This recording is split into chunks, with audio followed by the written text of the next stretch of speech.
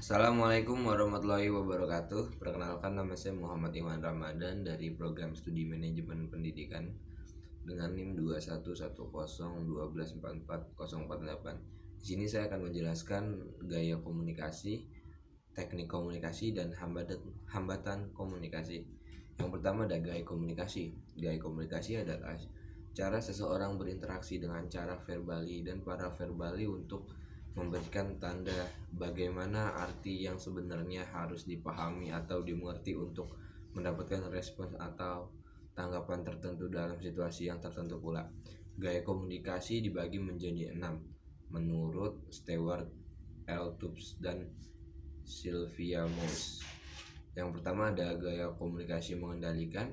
Gaya komunikasi mengendalikan dalam bahasa Inggris, the controlling style, ditandai dengan adanya suatu kehendak atau maksud untuk membatasi, memaksa, dan mengatur perilaku, pikiran, dan tanggapan orang lain. Gaya komunikasi dua arah. Gaya komunikasi ini dilakukan secara terbuka, artinya setiap anggota organisasi the equalitarian style dapat mengungkapkan gagasan ataupun pendapat dalam suasana yang rileks, santai, dan informal. Berikutnya ada gaya komunikasi berstruktur. Gaya komunikasi yang berstruktur ini memanfaatkan pesan-pesan verbal secara tertulis maupun lisan guna memantapkan perintah yang harus dilaksanakan, penjadwalan tugas dan pekerjaan, serta struktur organisasi. Yang keempat ada gaya komunikasi dinamis. Tujuan utama gaya komunikasi yang agresif ini adalah menstimulasi atau merangsang pekerja dan karyawan untuk bekerja dengan lebih cepat dan lebih baik. Yang berikutnya ada the relinquishing style.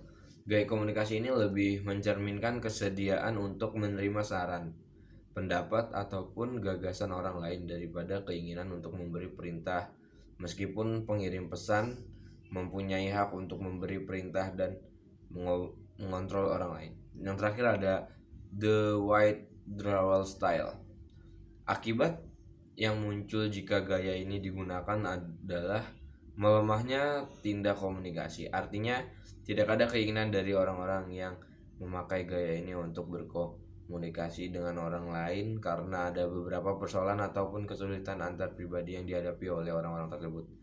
Selanjutnya saya akan menjelaskan tentang teknik komunikasi. Teknik komunikasi adalah suatu cara yang digunakan dalam menyampaikan informasi dari komunikator ke komunikan dengan media tertentu.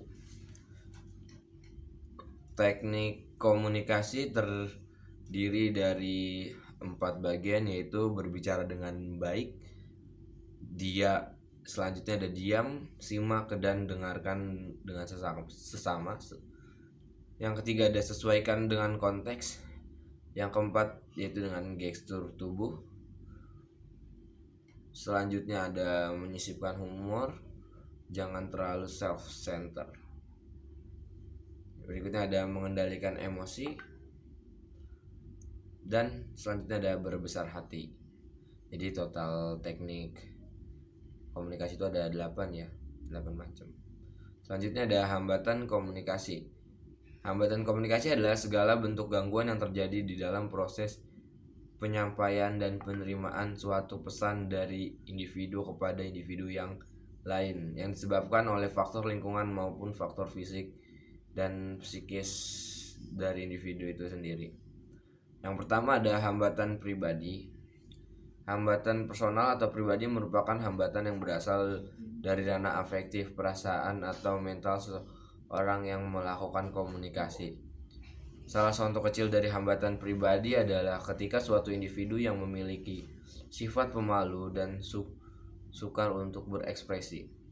Ketika seseorang yang ingin berkomunikasi dengan orang yang pemalu, maka seseorang tersebut harus memiliki sensitivitas tinggi untuk bisa memecahkan kode dari orang pemalu. Yang kedua ada hambatan fisik.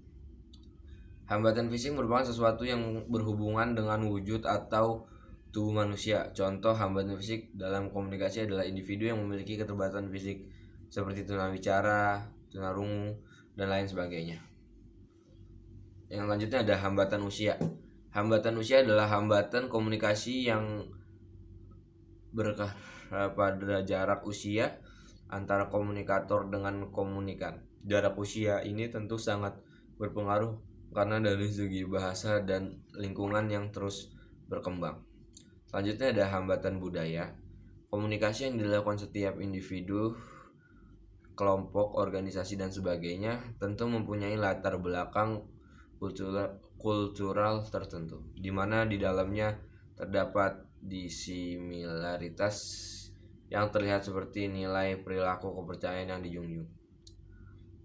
Hambatan kebudayaan dalam komunikasi ini diantaranya adalah sebuah sistem nilai yang dijunjung, bahasa, keyakinan, dan lain-lain. Sistem nilai bisa menjadi hambatan apabila dalam melakukan komunikasi salah satu partisipan tidak sengaja melanggar sistem nilai yang diyakini. Selanjutnya ada hambatan bahasa. Ini juga berlaku pada bahasa yang di dalamnya mencakup para pengucapan aksen, penuturan yang berbeda-beda. Selanjutnya ada hambatan lingkungan. Dari setiap hambatan komunikasi yang ada, tidak semuanya berasal dari individu partisipan komunikasi, namun ada aspek lingkungan yang bisa sangat berperan agar komunikasi bisa berjalan efektif. Sekian dari saya, kurang lebihnya mohon maaf. Assalamualaikum warahmatullahi wabarakatuh.